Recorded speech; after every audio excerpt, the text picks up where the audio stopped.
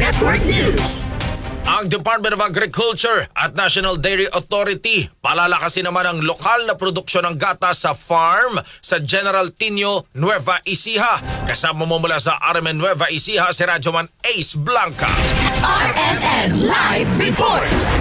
Inilunsad ng Department of Agriculture at ng National Dairy Authority ang 59 million na General Tino Stock Farm sa Nueva Ecija, isang flagship dairy development facility na layong palakasin ang lokal na produksyon ng gatas at kita ng mga magsasakang Pilipino. Sa ulat ng National Dairy Authority, sinabi ni Agriculture Secretary Francisco Tio Laurel Jr., ang bagong pasilidad ay tutugon sa kakulangan ng produktibong dairy animal sa bansa, isang pangunahing hadlang sa pagtaas ng milk sufficiency. Dinisenyo stock farm bilang model farm para sa herd expansion program ng pamahalaan. May kapasidad itong 150 dairy cattle at may modernong kagamitan tulad ng misters at co-brushes upang mapabuti ang kalusugan at produksyon ng mga baka. Mayroon din ito na 5 hektaryang forage area para sa sapat na nutrisyon at mas maayos na acclimatization ng imported dairy cattle. Sinabi ng NDA na naabot na nito ang 2.3% mula sa target na 2.5% milk sufficiency para sa taon. Tinawag naman ni NDA Administrator Marcos Antonius Andaya ang pasilidad na blueprint for dairy modernization at magiging modelo para sa 4 pang stock farms na nasa huling yugto ng preparasyon. Ito'y sa Ubay sa Bohol, Malaybalay sa Bukidnon, Carmen sa Cotabato at Prosperidad sa Agusan del Sur. Target naman ito na tuluyang mapalakas ang lokal na dairy industry sa pagitan ng breeding development at pag-aangkop ng imported dairy cattle sa klima ng bansa.